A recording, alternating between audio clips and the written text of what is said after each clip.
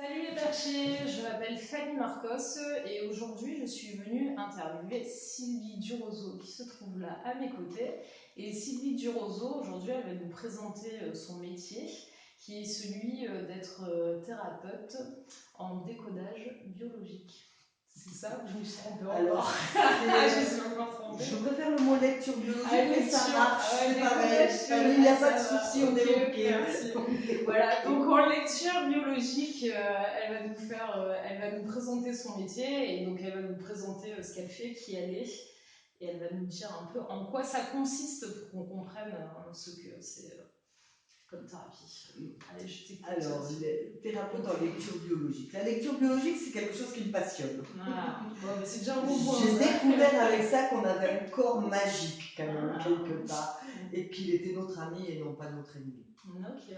C'est une bonne info, ça déjà. C'est une bonne info. Ça veut dire que notre corps, quand il nous provoque des douleurs, etc., il n'est pas là pour nous embêter. Okay. Il veut nous faire comprendre quelque chose afin qu'on puisse régler un problème dans notre corps. Ok, donc tu es en train de dire que si on a une douleur qui arrive et qui se déclenche dans le corps, ça veut dire que le corps nous parle et que là, il y aurait quelque chose à comprendre et à travailler dessus. C'est ça, c'est tout à fait ça. Okay. C'est, chaque douleur veut nous avertir d'un problème, de quelque chose à régler. D'accord, ok. Donc c'est plutôt intéressant parce que du coup c'est positif. Ok. Ça veut dire qu'une douleur est positive et non pas négative. Ok. Donc on peut les vivre mieux, nos maladies et nos douleurs. Ouais, parce qu'on les accepte d'une autre manière. C'est ça. On se dit pas là, le corps il est là pour m'embêter, qu'est-ce qu'il me fait? Il fait mal. Non, en fait, il m'empêche de faire ci, lui est là. Alors en fait, s'il t'empêche de faire quelque chose, c'est parce que justement t'en as besoin, c'est pour te protéger. C'est ça, notre corps il veut nous protéger. C'est notre inconscient qui fonctionne.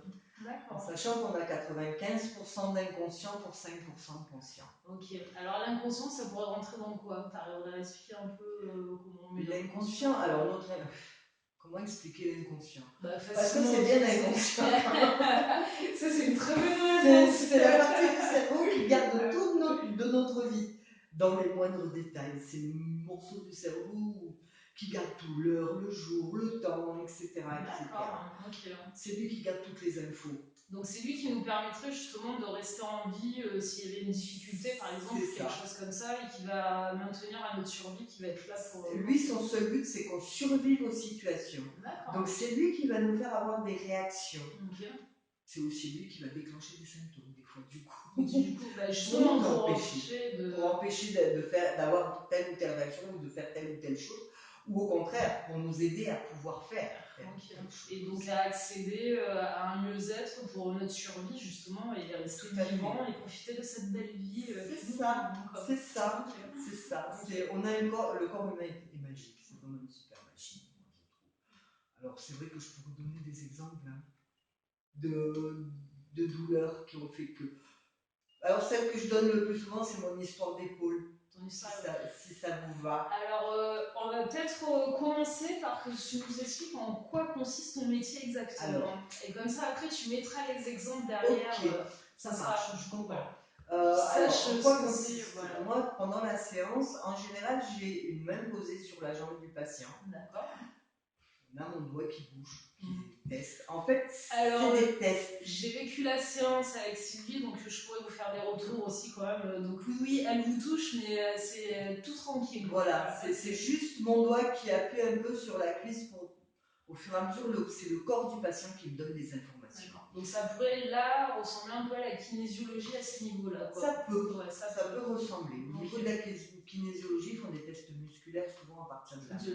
Alors voilà, moi ça va être au niveau du corps, le corps qui va me donner un ressenti. Quand je pose une question, il peut me dire c'est ça, c'est pas ça, ou me guider un petit peu vers la réponse. D'accord, ok.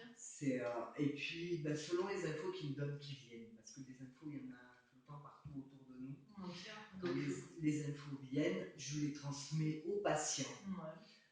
Après, c'est le patient qui va s'en servir ou pas, en fait. Je fais pas de la magie. Ouais. D'accord, je fais pas des miracles non plus. Je comprends pas, tu sais, une fée, t'as pas de la guise magique. Je voudrais bien, mais je peux point. Mais par contre, voilà, je donne des informations qui permettent au patient de changer son histoire ou pas. Ça lui appartient. Et en fait, c'est le corps aussi qui te permet de t'orienter et de donner des réponses et de savoir si là on est dans le juste ou si on s'éloigne du point vers lequel on doit tendre pour comprendre quelle est la problématique pour se sentir mieux. Tu as tout compris, Fanny. C'est parfait, merci. Elle nous explique très bien. C'est parfait. Mais c'est ça. Le corps, le test que je fais au niveau du corps, c'est pour qu'il me valide ce que je vais dire ou ce qu'on est en train de dire et qu'il valide la direction à prendre pour la personne. Il arrive parfois que le corps me dise non, stop. D'accord. Ah, qu'ils te disent là, ça suffit, voilà. C'est terminé, on arrête. Ça m'arrive de stopper une séance comme ça, où c'est le corps qui dit juste stop. Donc on est vraiment à l'écoute. Mais complètement. Mais ça veut dire que pour l'inconscient de la personne, on a été assez loin, ou alors cette info-là, elle n'est pas prête à l'entendre. Tout simplement. Donc tout est juste, vous entendez. C'est ça. Et si cette info-là, elle n'est pas prête à l'entendre, bien souvent, on ne l'a pas vraiment, l'info. On a un petit quelque chose, mais on ne saura pas vraiment le nommer. Et là, on comprend bien que ça veut dire que pour la personne, ce n'est pas le moment de l'entendre. Et est-ce que tu peux nous donner un peu l'histoire quand même, d'où ça vient, pour en dire un peu plus Alors la lecture biologique a été découverte par le docteur Hammer, qui a eu une histoire, il a fait beaucoup de recherches, et ça a été très compliqué pour lui. Mais c'est parti à la base, pour lui, c'est parti simplement sur le décès de son fils, qui a été tué d'un coup de fusil dans ses bras. Et lui et sa femme, ils ont déclenché après ce décès pour un cancer des testicules et l'autre un cancer des ovaires. Et là, il s'est dit, il y a quelque chose. Bien sûr que les testicules et les ovaires, c'est l'appareil reproducteur, c'est ce qui nous permet d'avoir un enfant. Et à partir de là, il a fait des recherches et il a découvert que tous les organes fonctionnaient avec des émotions. D'accord. Donc, c'est aller rechercher l'émotion qui a été vécue qui déclenche le symptôme. D'accord. Et quand on découvre l'émotion, quand on arrive à retrouver le vécu, alors soit dans la vie actuelle de la personne, il peut arriver parfois qu'on passe dans le transgénérationnel ou dans le pré-conceptionnel, c'est-à-dire la période où papa et maman s'installent ensemble, où il peut y avoir aussi des histoires. On va leur expliquer ça. Donc le transgénérationnel, ça serait antérieur à notre naissance, donc ça serait les grands-parents, les arrière-grands-parents, arrière-arrière-grands-parents, toute la lignée en fait familiale. Et tu as dit après le pré-conceptionnel, c'est la période où papa et maman s'installent ensemble et commencent à envisager une vie commune, je vais dire. Et c'est vrai que quand papa et maman commencent à envisager d'avoir un enfant, il y a déjà des mémoires qui vont se mettre en place pour cet enfant. Avant même qu'il soit conçu. Donc on peut remonter jusque-là aussi. Voilà, on peut remonter sur des histoires dans cette période-là qui vont déclencher des symptômes chez cet enfant, même quand il est devenu adulte. Voilà. Donc c'est le docteur Hammer, c'est ça? C'est le docteur Hammer. Qui est fondateur c'est ça. de cette thérapie. Après la formation que j'ai suivie sur la lecture biologique. Si tu veux en parler, tu peux en parler. Alors c'est une formation, et c'est bien évidemment, vous l'avez compris, qui m'a passionnée, qui m'a permis de me découvrir moi-même et de résoudre beaucoup de mes problèmes. Elle est donnée par Emmanuel Corbel. Emmanuel Corbel, que vous pouvez trouver sur Internet si vous êtes intéressé. Vous irez chercher si vous êtes intéressé. Voilà. Si je trouve l'info, je la mettrai. Voilà. Et il y a également Stéphane et Valérie Poirier qui font une formation aussi un peu équivalente depuis quelques années, en fait, depuis plus récemment. C'est des élèves d'Emmanuel qui sont devenus formateurs. Mais voilà, c'est des formations qui sont ouvertes à tout le monde. Il n'y a pas besoin d'être déjà médecin ou kiné. Donc ça c'est intéressant. Tout le monde peut aller faire ces formations. Si on trouve quelque chose qui nous parle, même pour nous, s'occuper de nous, on peut aller faire cette formation. Tout à fait. Et on peut s'en servir pour nous-mêmes également, tu es en train de dire. C'est ça. Ah oui, moi ça m'a permis, c'est la formation qui m'a permis de commencer à faire un peu le nettoyage chez moi, quelque part, de mes difficultés. Donc voilà. Moi je l'ai refaite 3 ans, cette formation, parce que j'en avais besoin. Voilà. Il y avait beaucoup de choses à découvrir. Et aujourd'hui, c'est devenu ma pratique et j'aime beaucoup ça. Alors, je l'ai développé à ma façon aussi. Je me suis approprié l'outil et je fonctionne à ma façon, qui n'est pas forcément la même façon que les professeurs ou qui que ce soit d'autres. On est chacun des personnes différentes. Tout à fait, mais c'est important. Et donc, en même temps, tu t'as approprié cette thérapie, cette manière de faire, cet outil, et tu t'adaptes aussi à la personne qui vient te voir. Tout à fait. Je m'adapte à la personne. Et les infos qui nous viennent sont toujours pour la personne, donc je sais très bien que si ces informations je les ai, c'est qu'elle est prête à les entendre. Okay. Les informations qu'on ne peut pas entendre, on ne les a pas. Okay. On ne les a pas. En tout cas, pour toi, ça se passe comme ça. Ah, quand les informations viennent à toi durant une séance, tu sais que c'est parce que la personne elle est prête à les entendre. Okay. Et par contre, s'il n'y a pas, voilà. Alors, il arrive parfois que j'ai une info où on me dit stop. Voilà, non, ça peut arriver, mais c'est assez rare. En général, les infos que j'obtiens, les gens sont prêts à les entendre et c'est plutôt sympathique quand même. Oui, tout à fait, tout à fait. Ça permet beaucoup de choses. En fait, c'est retrouver, c'est aller rechercher le pourquoi j'ai ce symptôme, pourquoi je vis ça, de façon à ce que notre inconscient puisse le lâcher et nous permettre de vivre les choses autrement. Les symptômes, quand je parle de symptômes, ça peut être des symptômes physiques, mais ça peut être des symptômes émotionnels, relationnels, mais aussi comportementaux. D'accord. Tout simplement. Des fois, on a des comportements, on a tous des comportements où on se dit, mais je sais bien que je ne devrais pas faire ça. Et pourtant, on le fait et on le refait et on le refait. Et c'est intéressant d'aller trouver pourquoi on a ce comportement, parce que ça va nous permettre de le lâcher et ça va nous permettre à notre inconscient de le lâcher et de nous autoriser à le faire autrement. Bah là, si tu veux, justement, c'est le bon moment pour partir sur plein d'exemples. C'est ça. Parce que ça va nous parler maintenant que tu nous as expliqué. C'est vrai qu'il y a plein d'exemples. Alors, je vais parler que de moi parce que c'est pas à moi de parler de mes patients, bien évidemment, mais de mes expériences un petit peu, de mes expériences un petit peu, parce que c'est celle que je préfère raconter. Ah bah tant mieux, alors vas-y. Alors, je disais, comme tout à l'heure, je disais par rapport à mes épaules, j'ai donc une prothèse d'épaule à droite. J'ai bien compris pourquoi. L'épaule, c'est la partie du corps qui a le plus de mobilité, en fait, au niveau articulation. L'épaule, ça sert à retenir, à ramener à soi ou à repousser. Donc j'ai mon histoire, mon épaule s'est abîmée, on m'a mis une prothèse d'épaule. Quand je sors de la salle d'opération, on me dit dans 6 mois, on fait la gauche. C'est le moment où je rencontre la lecture biologique avec un jeune kiné qui me parle de la lecture biologique et qui du coup travaille sur mon épaule gauche, qui aujourd'hui est toujours intacte et fonctionne très bien, il n'a plus de douleur. Ah ouais, bah, quand même pas mal. Hein, parce que j'ai compris pourquoi cette épaule me faisait mal et pourquoi elle était en train de me faire mal en fait. Donc, qu'est-ce qui se passait à ce moment-là? Voilà, à ce moment-là, j'ai compris ce qui se passait, ça m'a permis de lâcher. Et du coup, mon épaule est toujours là, ce qui me fait très plaisir. Oui, je l'adore. Après, dans les exemples, alors ce que j'aime beaucoup travailler avec les enfants. Ouais. Les enfants, à la différence des adultes, ils n'ont pas de filtre. C'est quand même intéressant. C'est-à-dire que quoi qu'on leur dise, leur inconscient prend tout et il fait le ménage automatiquement. Okay. Ça, c'est plutôt magique avec les enfants. Un enfant, vous faites une séance avec lui, vous lui donnez des informations, il ne vous pose même pas de questions.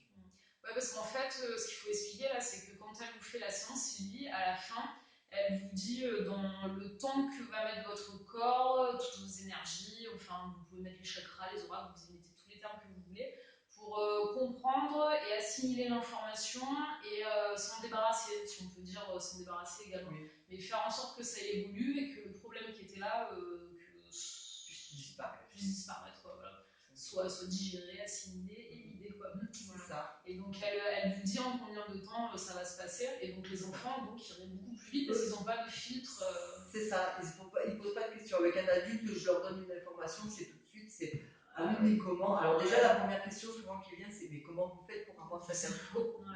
Bah alors comment tu fais pour avoir cette information? Moi c'est mon corps qui me la donne, l'info, je la pioche pas au hasard, ça vient comme ça, mais c'est vrai que c'est assez surprenant les premières fois. Les enfants ils se posent pas de questions. Ouais, ils acceptent, ils prennent. Voilà, on raconte l'histoire et pour eux c'est pris, c'est fait, c'est réglé. Le plus souvent, alors les enfants qui dorment pas la nuit par exemple. Ce que j'aime beaucoup, c'est ceux où on découvre que maman a passé le temps de la grossesse à mettre la main sur le ventre pour sentir bébé bouger. Parce que quand bébé bouge dans le ventre de maman, c'est signe qu'il est vivant. Quand on ne le sent pas bouger d'un petit moment, des fois on ne va pas forcément lui dire bouge, mais notre main se pose et pour lui c'est un signal nécessaire pour maman. C'est-à-dire que quand je bouge, je fais savoir à maman que je vais bien. D'accord. Et quand il est, on oublie d'arrêter le programme. D'accord. Donc la nuit, bébé va continuer à vous réveiller pour vous faire savoir qu'il va bien. Alors il n'y a pas que ça, c'est un exemple que je donne. Sûr, hein, mais ça, on le retrouve très souvent. Et quand vous expliquez ça à un enfant, en général, dans les jours qui suivent, les nuits, c'est fini. Alors c'est bien, je donne une info intéressante pour famille. Et un adulte, il mettrait combien de temps lui pour retrouver le sommeil alors? Là, ça va être différent. Un adulte, parce que les insomnies, les réveils nocturnes des adultes n'ont pas toujours la même explication. D'accord, ouais. C'est pas maman qui les réveille dans la nuit. Mais comme on parlait, tu sais que l'enfant est sans filtre et que lui, il va assimiler très vite l'information, alors que nous, ça va mettre plus de temps, c'est pour ça. Je veux dire, un adulte, tout dépend de l'information. Si elle est choquante, si elle est très lourde, si elle est plus légère, si c'est vraiment un épisode occasionnel. Je veux dire, chez un adulte, je veux dire, il y a en moyenne 3 mois. Pour assimiler. Voilà. Je dis, l'enfant, c'est entre le moment où il sort de la salle et. Alors souvent, on retrouve 1 mois et demi, 2 mois. Ça peut aller à 3 mois, mais ça va rarement plus que ça. Ça va rarement. Que l'adulte, ça peut souvent il y a 3 mois, mais parfois il peut y avoir 6 mois, 9 mois, 1 an pour arriver à ce que le corps assimile tout. Ça peut prendre du temps. En vieillissant. Et alors, est-ce que quand même tu pourrais refaire des séances entre ce temps-là aussi, ou comment ça se passe? Alors, souvent, on évite de refaire une séance sur la même thématique. Okay, sauf s'il arrive un symptôme inhabituel au milieu qui est en lien avec la thématique, mais où on n'a pas eu l'info. Si la personne est stressée, angoissée, je préfère la revoir et qu'on trouve l'info qui manque. Mais sinon, en général, je demande aux gens d'attendre la date. La date butoir. Et la date butoir, alors la date que je leur donne, je leur dis toujours, c'est une date à laquelle on se pose, on réfléchit à comment ça a évolué, si ça va mieux, si ça va pas mieux. Je leur dis souvent, si tout est rentré dans l'ordre, on n'en parle plus. Si ça va mieux, mais qu'il manque un petit quelque chose, ça leur appartient de revenir me voir ou pas. Donc ils font le choix. Oui, après tu laisses le choix. Voilà. Je leur dis pas, c'est pas une date de rendez-vous que je leur donne, c'est vraiment une date à laquelle eux font le point et décident de ce qu'ils veulent faire, de la continuité. Ils voient ce qui a évolué, ce qui s'est passé. C'est ça. Est-ce que tu vois d'autres choses que tu pourrais expliquer qui seraient intéressantes sur ton métier? Il y a beaucoup de choses dans ce métier qui sont intéressantes. Après, c'est bien là. C'est un peu. Alors, je l'avoue, c'est un petit peu compliqué pour moi là aujourd'hui de dire les choses pour tout le monde. Non, mais tu fais comme tu le sens, parce que on va pas pouvoir rentrer dans le détail. C'est sûr que là, s'ils veulent vraiment rentrer dans le détail, soit ils t'appellent, ils viennent voir parce que c'est une séance, ils font une séance avec toi. Sachant qu'on est en Ardèche là, Ardèche du Sud, et donc. Et autrement, ils vont se renseigner sur Internet. Oui, voilà, ils peuvent aller chercher des informations. Mais c'était justement, c'est quand on est dans une globalité pour expliquer le métier, c'est comment ça se. Voilà, c'est. Comment ça se passe. C'est ça. Moi, ce que j'aime beaucoup dans ce métier, c'est que. Alors, c'est biologique, c'est comprendre au niveau du corps. Bien souvent, je dis si vous avez mal au coude, à quoi ça sert un coude? Quel intérêt pour le corps d'avoir mal à cet endroit-là? Donc on va aller chercher, peu importe les raisons. On se sert beaucoup aussi des expressions de l'ancien temps. Par exemple, pour les coudes, souvent je dis c'est jouer des coudes. Je vais essayer d'avoir ma place, je vais jouer des coudes. Ou alors on met de l'huile de coude pour pouvoir finir un travail ou accomplir un travail. Donc on peut aller vous chercher dans des choses comme ça aussi.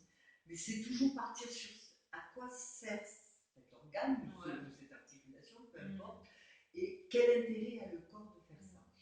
Dans l'exemple, pareil, je vais donner un exemple. Moi, dernièrement, je ne pouvais plus marcher parce que j'avais un problème avec ma jambe droite qui m'empêchait de marcher. Mais je sais aujourd'hui pourquoi mon corps m'a empêché de marcher.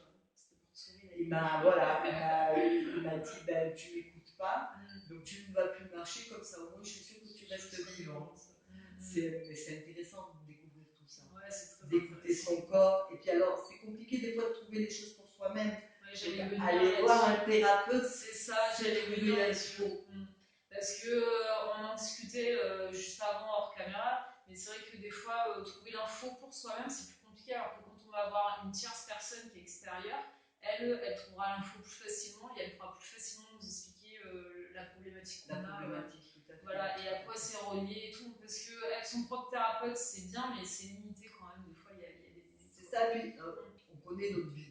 Et des fois, il y a un événement dans notre vie qui a tellement marqué que chaque fois qu'on a un symptôme, on se dit c'est ça. Et puis finalement, quand on va voir un thérapeute, on se rend compte que c'est pas ça. Et je peux le dire parce que quand elle m'a fait la séance, il y a un truc, je me le suis répété 50 milliards de fois, sauf que ça n'a jamais été intégré. Et elle, le fait qu'elle me le dise, d'un coup, mon corps l'a entendu différemment. Quoi. Donc c'était complètement. Et j'ai eu du mal à l'écouter, quoi, mais j'y suis arrivée.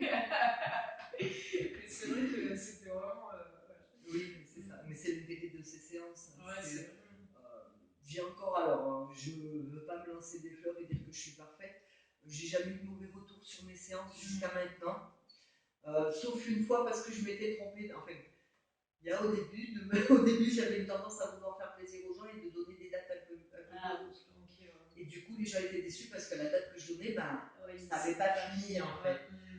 Mais là, c'était ma faute. C'est moi qui voulais faire plaisir aux gens. Donc ça, j'ai arrêté. Je fais pas que je veux plus faire plaisir aux gens, mais je dis la vérité. Ça c'est tout à ton honneur, c'est important. C'est ça, mais c'est les seules fois où j'ai eu un retour un petit peu, voilà, où la personne m'a dit non mais ça n'a pas marché et voilà. On n'est pas des magiciennes, on n'est pas parfaites, on reste des êtres humains. On fait pas des, voilà, et puis que les infos qu'on donne, ça appartient à la personne de les utiliser ou pas. À bon escient, parce qu'elle reste décisionnaire aussi. C'est ça. Les changements avec cette technique, ils ne se font pas de façon spontanée, ça vient petit à petit. Et pour moi, ça m'est arrivé comme ça d'un coup de dire oh, mais j'ai pas réagi comme d'habitude. Et là, du coup, je me dis ça y est, ton corps il est OK pour réagir autrement. Et là, j'ai foncé. Mais il y a des gens pour qui il va être nécessaire de rester malade. C'est difficile à comprendre, mais c'est une réalité. C'est bien que tu l'abordes. Il y a des gens pour qui être malade, c'est l'occasion qu'on s'occupe de moi, qu'il y ait du monde qui vienne me voir. En plus, de nos jours, c'est courant les gens qui se retrouvent tout seuls. Donc être malade pour eux, c'est nécessaire parce que c'est ce qui va me permettre d'avoir du monde autour de moi et de rester en vie, qu'on prenne soin de moi et que je reste en vie, mais dans la vie. Tout simplement. Donc, mais ça leur appartient. Je ne me sens pas, si la personne ne change rien, c'est son histoire, c'est pas la mienne. J'ai pas à la juger. C'est toujours sans jugement, surtout. Parce que chacun d'entre nous fait du mieux qu'il peut, avec qui il est, l'éducation qu'il a reçue, la vie qu'il a. Donc il n'y a pas de jugement à avoir. Quelle que soit la personne, quelles que soient ses réactions, elles lui appartiennent. C'est très beau, Merci. Mais je pense que c'est sincère. Je le dis, je juge personne. Et le point fort de Sylvie aussi, c'est qu'elle continue de se former. Donc elle continue de se former dans son métier. Et en même temps aussi, elle se fait suivre, elle également. Donc c'est quand même des points forts parce que tu te remets en question encore et tu restes pas sur tes acquis en fait. Non. C'est pour ça que je dis ça parce que c'est hyper important. Tu restes pas sur tes acquis en disant moi je sais. Et donc il y a une évolution par rapport à ça. La formation c'est nécessaire. Elle nous apporte toujours des informations. Je vous ai dit, j'ai fait 3 ans d'affilée la même formation, mais à chaque fois, j'ai appris quelque chose que je n'avais pas entendu la fois d'avant. Et ça, c'est sans arrêt. Et comme le professeur est comme moi, il évolue, il change, il y a plein de choses qui sont nouvelles dans sa vie aussi. Il nous apporte encore des choses nouvelles à chaque fois qu'on va le voir. Mais tu vois, mais ça, personnellement, je trouve que c'est un plus pour un thérapeute, en fait. De continuer de se former et de se... quelque sorte, tu te remets en question aussi et tu restes pas sur tes acquis, quoi. Tu vois, ça peut évoluer. Et donc, pour moi, c'est un point supplémentaire qui est positif pour un thérapeute. C'est vrai. Et c'est vrai que dans ces métiers, on est tous complémentaires les uns des autres. On est bien d'accord. Je ne suis pas unique. On ne vient pas voir Sylvie pour voir que Sylvie. Je veux dire, on peut aller voir quelqu'un d'autre à côté, un sophrologue, un ostéo, peu importe. On est complémentaires les uns des autres, moi je trouve. C'est important de le dire. Parce que je ne fais pas des miracles, comme je vous disais tout à l'heure. Je ne suis pas unique, il y en a d'autres. Et c'est vrai que ces formations, elles sont importantes. Le travail qu'on fait sur soi-même est important aussi parce que très souvent, les patients qui viennent vers nous viennent avec des thématiques qui nous sont propres aussi. Ça, c'est vrai. Donc quand on a réglé nos problèmes, c'est beaucoup plus facile d'accompagner la personne et de l'aider à trouver des solutions.